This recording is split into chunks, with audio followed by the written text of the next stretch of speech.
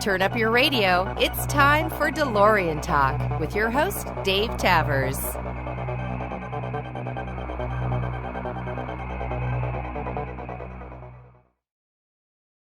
Hi, and welcome back to another episode of DeLorean Talk. It's been a while, but I think I say that after the beginning of every episode. Thanks for tuning in. I am really excited to have Todd Bustillo and Chris Miles on the show today. Thank you guys for joining. Thanks for having us, Dave. Yeah, thanks a lot, Dave. Todd has the YouTube channel DeLorean Tech, and he has done an amazing number of videos over the last several years since he got his DeLorean, and so much information on there. So if you haven't watched the channel, go find it, tune in. Todd, what are your socials or URLs or anything you want to share? So the website is DeLoreanTech.com, which would kind of get you into the YouTube channel. We're also on Instagram, Twitter, Facebook, Reddit, et cetera, et cetera. Good. So if you were to just type in DeLorean Tech, all one word, you'd probably find something, right? Find it somewhere. And Chris, what's your website? I do have my own page on Todd's website where my parts catalog is being hosted, and I try to give that out to as many people that want to see it. Made some new connections at DCS myself. It works well. What's the URL? DeLorean Technologies, which is a subset of DeLorean Tech, where we're highlighting different parts solutions and different for sale ads. If we are highlighting a car for sale, or Todd has some of his clear Euro lenses up there that people can get in touch with him about, my parts catalog. So DeLorean Technology. .com. Cool.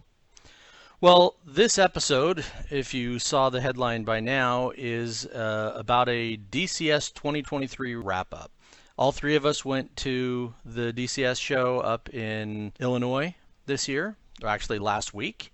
And again, fantastic show. I love going to these because it's just a chance to get to meet and talk to people that you just don't normally get to see and talk to in person. This is just us talking about what we enjoyed and what we found interesting about the show, or the cars, or the people.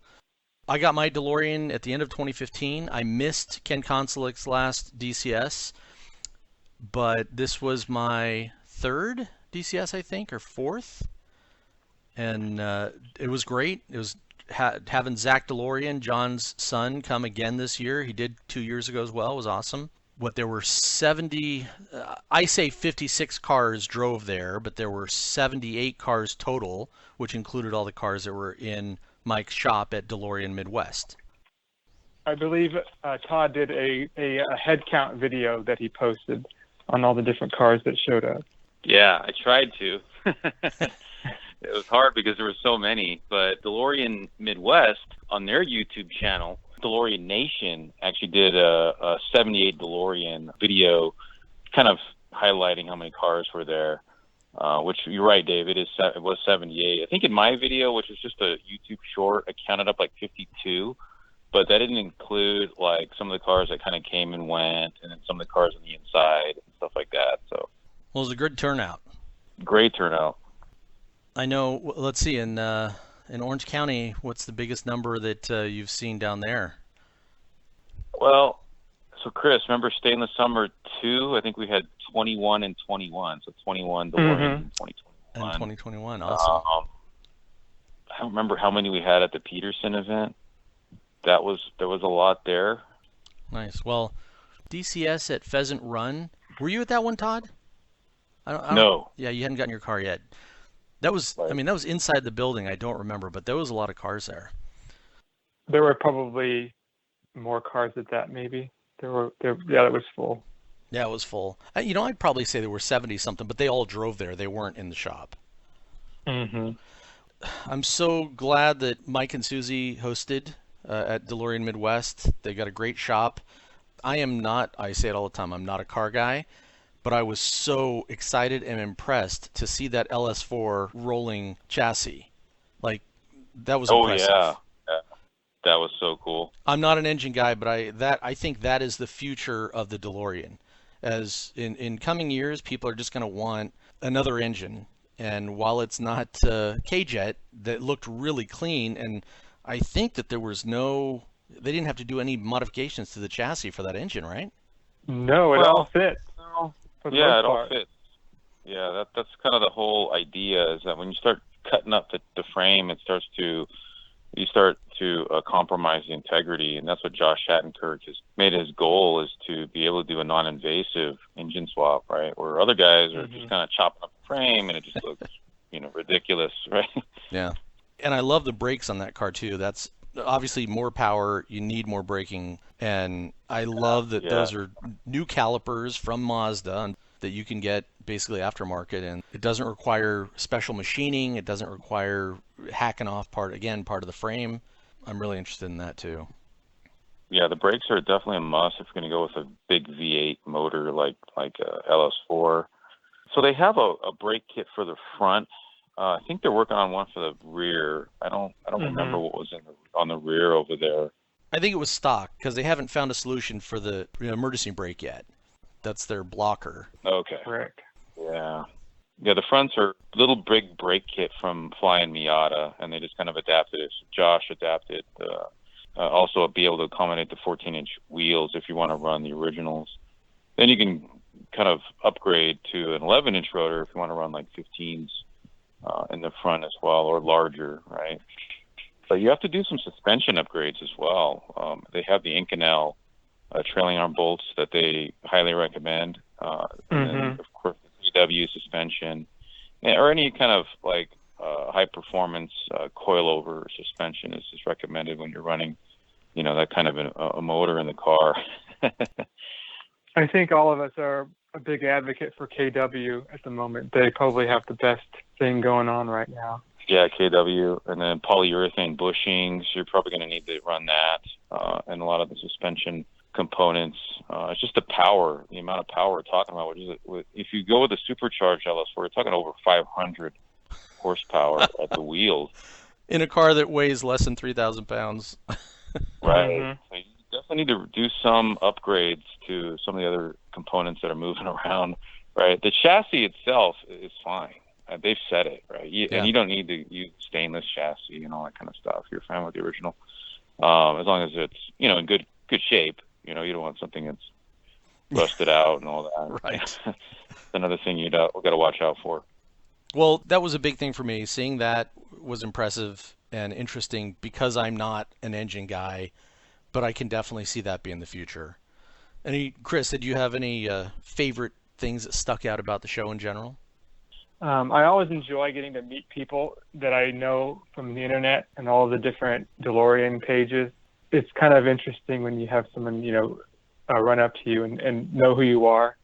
And and that would kind of happen with you and I when I first met you, because you did the podcast and I thought you were someone important. And right. And then you found out the truth. Yeah. That's really enjoyable to meet everybody. It's almost like a family reunion in a way, where you get to see all the guys that you haven't seen since the last show. Of course, all the guest speakers were very interesting. It was very nice that Nick Sutton made the journey all the way from England and came to the show. He's a wealth of knowledge. He was there during the whole thing, and he knows pretty much everything that was going on at the factory, and how they were getting parts and the assembly of the car and all that. Yeah. I think he was probably one of my favorite guests. Yeah, same here, Nick Sutton for sure. I was actually able to catch him in the DeLorean Museum. I was just starting to do like a little filming in there, like I did last year, and he happened to be there, and it just so happened he had some blueprints of the assembly line that was, in the plant, and he actually walked me through the whole, the whole schematic. Wow. From sort of the end, and I recorded the whole thing, so we'll be putting that up on the channel pretty soon. Oh, so man. That was yeah. Oh, I'll be excited to see that. That sounds great. Yeah.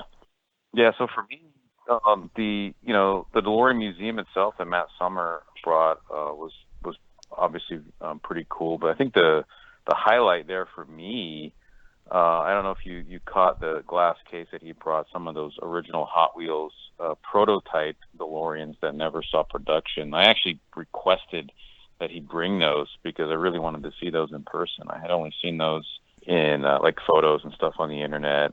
And as a big collector of Hot Wheels DeLoreans, that was kind of a big deal for me. And we ended up, pulling him out of the case and taking him over to a conference room, and we did an in-depth video, sort of like expose on all of those prototypes that he brought. So that was actually a really big high point for me. There's an early episode here with Manson Chung, who works at Hot Wheels, or he used to, and I know he did one of the newer DeLoreans when they brought him back. Too bad he wasn't there to see those. I bet he'd have some great history. Yeah, for sure. And it's interesting because I think there is a gap between 1985 and 2010 where Hot Wheels did not produce a DeLorean die-cast car, with the exception of there's some Japanese ones that were produced back in like 2001. But as far as like domestic Hot Wheels cars, there's this really big gap, right? So 1985, you had what we call the Turismos, which Hot Wheels ended up just pushing those prototypes out with some modifications, not calling it a DeLorean. But between 85 and 2010, there was nothing there. So it's just interesting little tidbit. Yeah. Matt's collection is freaking amazing. That is crazy dedication. Yeah, he's got one of the biggest collections out there, I think, if not the biggest of that type of stuff. It's got to be the biggest. I can't imagine who would have more. Right.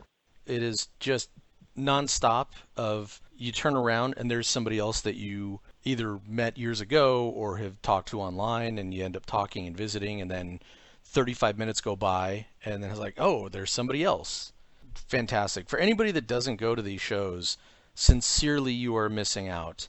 It's not that expensive. If you've been thinking about it, don't miss these. I know right now Mark Woodsma, this is a podcast, so you can listen whenever, but Mark Woodsma is putting together DeLorean Connect out of San Francisco. So if you get a chance, go to that. It's just a matter of getting there. And even if you don't have your DeLorean, go if you're an owner. Like Chris said, it's a family reunion. You get a chance to get to know people. We are part of a unique group of people, right? I mean, we're not Ferrari owners, but how many Mustangs did they make? Sure, they have lots of Mustang shows, but there's not a lot of DeLoreans left. Oh, that's true. I know, Chris, you're going to be going to DeLorean Connect, I think, right? Yeah, I'm planning on it. It's going to be in September. If any California owners are listening, it would be a good opportunity to meet different owners and get together. It's going to be a day show. The idea is that we want to build this up as something that could grow into, multi-day event. It's going to be in the Bay Area. It's only 3 hours for me, so I shouldn't have any you better be there not to go. Exactly. Yeah, exactly. I know I started off talking about DeLorean Midwest and the shop, but that was actually a separate event. DCS was Wednesday, Thursday, Friday, and then the open house was on Saturday. I know that they are separate entities and totally not connected, but basically, everybody, it's one big event. I just loved being able to catch people in the hallway at the DCS event and talk. Not at all a problem or a complaint. I tend to enjoy the one-on-one interactions or the one-on-5 interactions more than listening to speakers for many hours. And I just feel like I get to know people so much better and hear their stories. So that's just not a criticism. It's a personal thing. As we lose more and more of these special DeLorean people, it's great that they're coming. And again, Todd, I know I told you in person, I'm so thankful that you are video recording all this stuff, because sooner than later, that's going to be the only record of these people talking about DeLorean stuff. And yeah, there's years past, there have been other events and people have recorded, but I don't know. I think we've all seen all those videos from the past, and your stuff is just way better, short of full-on documentary series. Yeah, thanks for that. And there's also some other video that we've been taking outside the event, right? Like at Midwest, or just in the parking lot, things like that we just did some recording and editing the videos together and then putting it out there. So I think I've already put out about, I don't know, maybe 4 videos. I've got like maybe we got a list here about 7 more to go from this year's DCS. Man, it just goes by so fast because all the visiting and meeting Alex from Germany, he was just a blast, and his book, beautiful. Right, Looking Inside. Yeah, that's an awesome book, and he brought out some of his vinyl records, like his LPs and tapes that have like the DeLorean. There's some DeLorean art on there, which was pretty cool. So yeah, and we got to hang out with him quite a bit during the show. It was actually pretty cool meeting and hanging out with him. He seems to be really passionate about the car. He's one of the rare owners that he didn't get into it because of the movie. Right. He said several times he didn't see the movie till like the mid-'90s. Yeah. So that's cool to get that perspective. He likes the car because it's cool. And Ace Frehley. Yeah, Ace Frehley is really who owned a DeLorean, right, from Kiss. And that's really what he got the passion for the DeLorean from. So it's a very interesting. And for most of us, it was kind of Back to the Future and seeing the car on TV and stuff like that, right? Yeah. I also wanted to mention, going kind of on your idea, Dave, about all of the talks. I really like the talks, but I'd also like maybe a few less talks per day, so we do have that face-to-face time, hanging out in the parking lot and just trading stories. Yeah, exactly. It's trading the stories, and it's that so many people there, you get so much more opportunity to say, what did you do to your car? And say, show it to me. And then they can point it out, and you get to look at it, and it's not just seeing it online or a video, but seeing it in person makes such a big difference. And then being able to debate and figure it out. Say, oh, why'd you do it that way? And learning it. Yeah, there is something about that face-to-face. I know I got tied up talking out in the parking lot, and I missed one of the talks, but it's like, okay, it's fine. And I got to meet the owner of the car that I recently sold and got to do a drive in it with him, so that was pretty cool. Yeah, you had bought a project car, did a bunch of work to it, put it up for sale, and then this guy, you're in Fresno, California, and this guy bought it in, where does he live? Kentucky. Kentucky. And then he drove it to the show. He's only had it a few months, right? Yeah. Very cool. You have more patience than me. I have enough work with my own car. I couldn't have a project car. It was a good experience, and it's rewarding, and it's even better to know that he was able to drive it all that way, and it's fine. Yeah. John DeLorean's personal secretary. What did you guys think of her? Oh, it was great to get that perspective. Yeah. No, she was great. Very nice lady. Got to talk with her offline as well. And very professional. Yeah, very professional, right? Yeah. Right. It was always Mr. DeLorean. That's how she referred to him all the time. So I thought that was really cute, actually. Yeah. Well, different era. Mm-hmm. What are you going to tell other people about back home when you're talking to other DeLorean owners that didn't go? Oh, they missed out. But there's always next time, right? So, we post a lot of photos. I post a lot of photos, like online and obviously with the videos. And I get people messaging me, oh, man, it looks so fun. Like, I want to go next time, right? So 2 years ago, Chris, when we went, it was you, me, and Skip. This year, it was you, me, Skip, and then Gordon, and then Chris Hogard, and then Dustin all came out. We doubled our attendance. And, right. I think you may even triple it next time. We'll have to see. I know Chad is interested in coming out. He just messaged me today. He's like, oh, I got to go, and all that kind of stuff. So, yeah, I mean, they kind of missed out, but there's always going to be another show. And I think as long as we, continue spreading the word and getting it out there that, hey, this is a great show and you guys all need to come, we'll probably get more folks to attend. I know when I first got my car, about 6 months later, was basically the last show over in Europe. And everybody was saying, oh, you got to go. And it was just a lot of money to travel to Europe and do this. And I'm still kicking myself for not going because it was a big show. A lot of people were there, a lot of cars. I'm willing to make a bet there's not going to be another European DeLorean show like that. So you never know when there's not going to be another show. So you got to go whenever they're True. coming up. How do we convince people that they need to commit to going? Well, like I'm friends with Sean Knight, president of the Pacific Northwest DeLorean Club, and I harped on him for 9 months. Said, you got to come to this. How do we convince people that it's worth their time to come if they're DeLorean owners who are actually fans? Well, for my part, it's really just getting the content of the show out there so they can know what to expect. A lot of folks who hadn't gone to the show, talked to me and said, yeah, I saw your videos from, the previous year, and it was really great that you put that together, because I didn't know really what to expect, in the show, but they were able to see what happens at the show, and it kind of piqued their interest, because, highlights and, it's all good, but I try to put out a lot of the good stuff, make it somewhat entertaining as much as I can, and just, show the fun aspect of it. And I think that really kind of breaks the ice for some people, because a lot of DeLorean owners aren't really they just don't go out too much, right? Yeah. And they don't know what to expect. Maybe they're a little shy to just kind of show up to an event like that, not knowing anyone.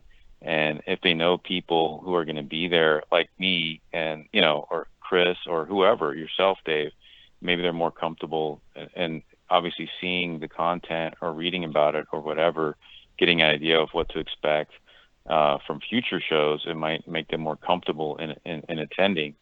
It's almost like you're advertising the sort of the social aspect of it, I think, the most, because that is what I think might be more of the challenge for some owners versus just, I want to come out because I want to see, Nick Sutton put on a presentation. There's a lot more to it that I think we need to sort of promote, right, Chris? Yeah. And then, it's always helpful to know, what's going to be going on, 3 months before or 6 months, 6 months before, but doesn't happen really. Yeah. The agendas don't always come out, but yeah, you're right. Knowing what's going to be coming up, so that those of us that have been can help promote it and try to get people excited to come. One thing I did this year was, for DeLorean Tech's 5th anniversary, I put it out there that, hey, come celebrate with us at DCS 2023, and we'll be there, and just to let everyone know that, hey, we're going to be out there, and if you're, familiar with us, obviously me and Chris from the channel, then hey, here's a chance for you guys to meet us and interact and that kind of thing. So I threw that one out there as well, just to maybe help generate more interest, at least for my part. For me now, moving to basically the middle of nowhere, Missouri, from Southern California and Las Vegas, there's no cars. Where I'm at in Marceline is literally 2 hours west to get to Kansas City, Missouri, and 3 hours east to get to St. Louis. It doesn't sound like there's any other DeLoreans between those two big cities other than me. But talking about the community, and if you are concerned about coming to a show, whether it's a bigger show like DCS or a local thing, if you show up in your DeLorean, you're going to be instantly connected with people. I went and tracked down my new group, which is kind of the Chicago, Illinois, St. Louis area, and met 4 or 5 of those guys. And they were all super friendly and nice, and traded phone numbers, and I got connected with those guys. So if anybody out there is concerned about, I don't know anybody, sincerely I say, don't worry. If you just say hello to one person, they're going to talk to you. They're going to ask you about your car. You're going to talk about their car, and then someone else is just going to walk up and start talking to you, and you're going to be connected really easily. It's such a great community. At least the people that show up to the shows generally are not stuck up. We all love the car, and we love to share and talk about it. A lot of genuine owners out there. Yeah, I agree. And there was a couple of owners that wanted to meet you as well. Like, I mentioned your name, and they're like, "Oh, Chris is here too." I go, "Yeah, you know Chris?" Like, "Yeah, have you talked to him yet?" I go, "No." "Well, I'll introduce you." And I tried to do that a few times, right? I think in the presentation room, there was a few folks that wanted to meet you. So Well, and look at Tanner Brown, the kid with the handlebar mustache. Super nice kid. Right. I think the newest owner there. I think he got his car in April, and Mm-hmm. I ended up talking to him and his dad for quite a while. And at some point I said something about Chris, and he's like, "Wait, is Chris Miles here?" I was like, "Yeah." And There you then go. we literally walked everywhere looking for it. And I'm like, "Where?" And then I had to text Chris and like, "Where are you?" And I'll be right there. And then once I connected you guys, I was like, I was on to somebody else. Yeah, the open house really was great. There was just so much time to get to talk to people and see all those cars there. And Anthony Zamfoni, not enough time to chat with him. All the people, Mike. It's so great that they're doing well.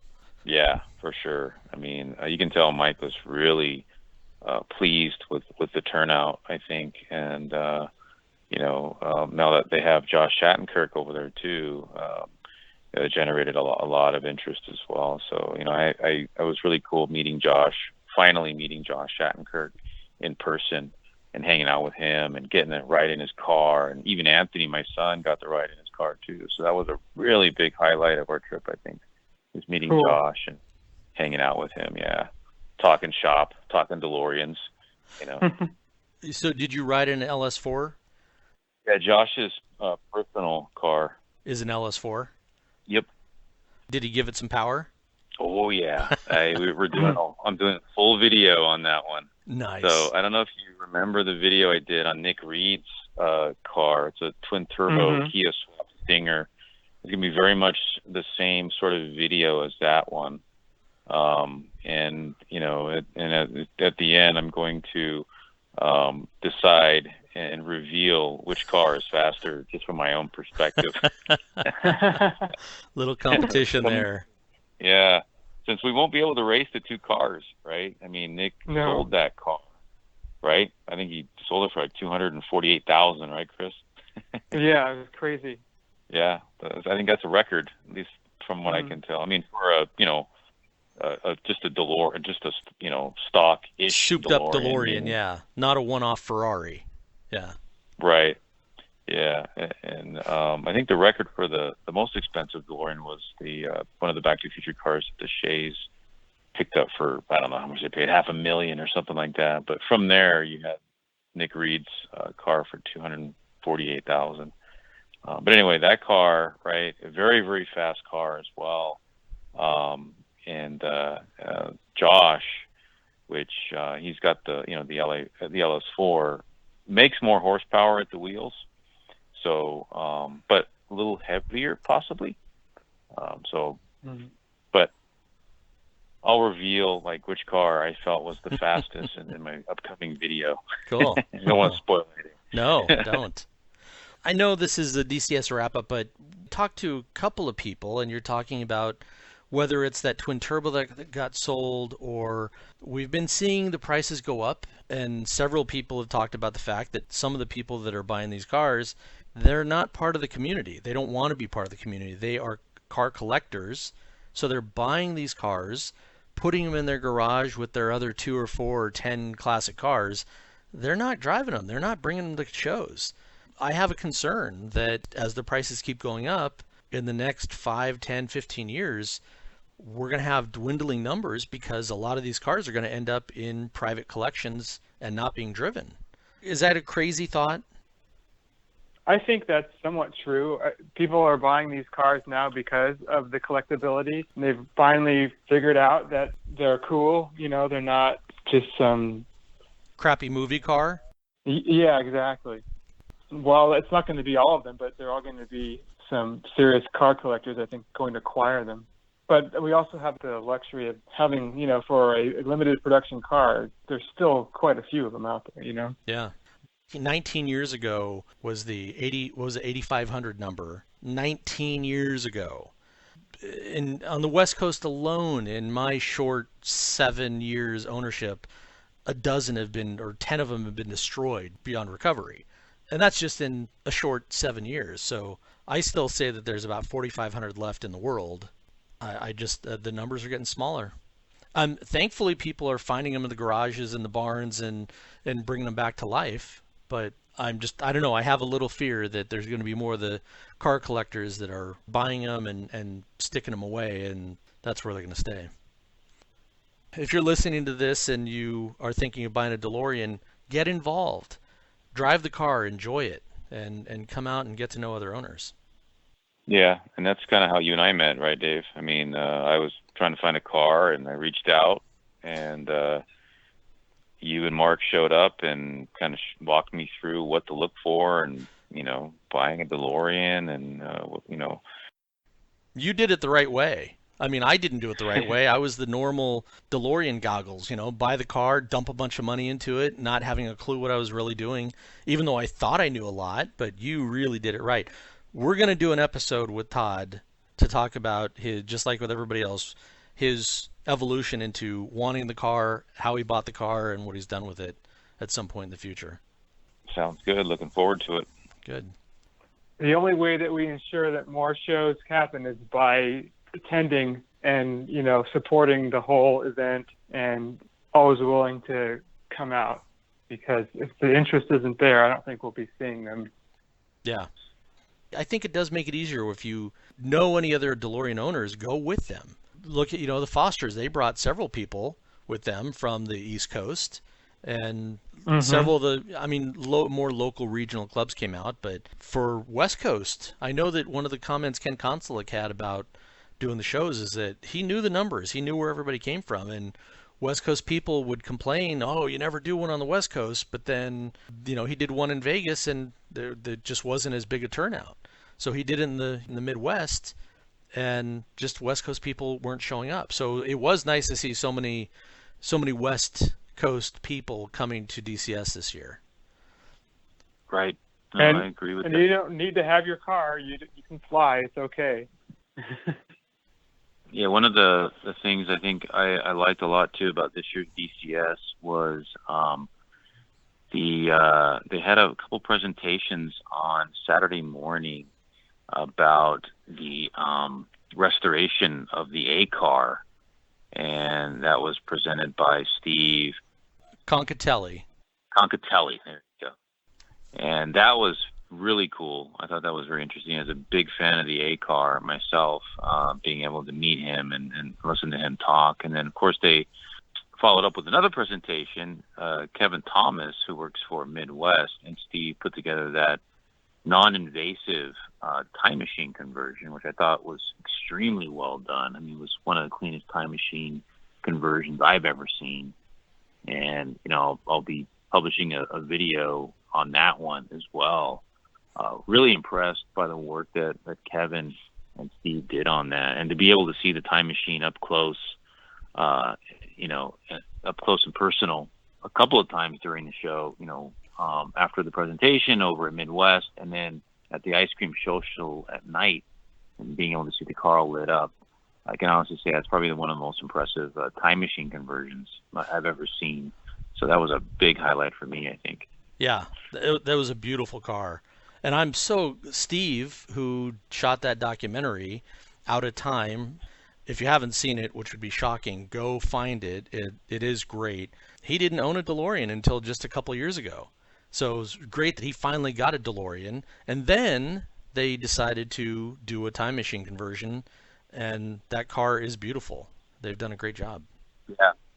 Yeah, really great job. I know even Mike from Midwest, I was talking to him about it, and he got to drive it around, and he was like, wow, I can't believe how nice this thing runs for a time machine. You wouldn't expect a time machine to run nice. He'd expect it to be all rattling and heavy, and even Mike from Midwest was impressed with the build. Very high quality, and again, non-invasive. They did not have to drill into the car, and they showed, during the presentation, how they were able to accomplish all of that, right? And that really kind of sets the bar, right, when it comes to time machines, because, you've got time machine conversion guys that are drilling in the cars, and the other side of the community is like, oh, we don't want you to drill into the car, right? So, and here's sort of the answer, right? You don't have to do that. Other ways around it, You just got to think about it. Yeah. I think they had 4 time machines. I know Terry and Oliver Holler brought theirs out like they usually do. And then you had, I think, Eric brought his out, and then there was also, I can't remember the gentleman's name, who won the first place in the full custom. His time machine won first place in the full custom class at the Midwest show. That was a pretty cool time machine as well. So yeah, if you're into that, I mean, this is definitely one of the shows to come out to, I think. Yeah. Right? Well, it was great to see everybody, and I do enjoy doing these shows. It's just life gets in the way. I will work on doing more. I gotta say, so many people at the show were so complimentary and just really enjoy the podcast, and it does inspire me to get back to doing it more. Do you guys have anything else you want to share about the show? I just wanted to, give my thanks to Rich Weisensoul for putting the show on, right? So I wanted to make sure that I get my thanks in to Rich and try to, promote the DeLorean ownership experience, right? And, I'm sure there'll be more in the future. Chris? I just want to thank everyone for all their hard work. It takes a lot to put on a show like that, and it really shows, and everyone has a great time. Yep. And if it wasn't for people showing up, there wouldn't be a show no matter who puts it on. So, like Todd said, commit to it. Come out. You will have a good time. We'll make sure you have a good time. Exactly. Cool. Well, thanks again, you guys, for coming on, and I'm looking forward to doing several more episodes with the people that I talked to during this last DCS 2023. Thanks, everybody, for listening. Thanks, Todd and Chris. Looking forward to hearing from you. Reach out, check out Todd's channel. Again, Todd, give the URLs. So DeLoreanTech.com, or you can just go to YouTube/DeLoreanTech. And Chris? DeLoreanTechnologies.com for parts and other solutions. Awesome. All right, everybody. Thanks for listening, and hopefully see you out there on the road. Thanks, Sounds good. Appreciate it.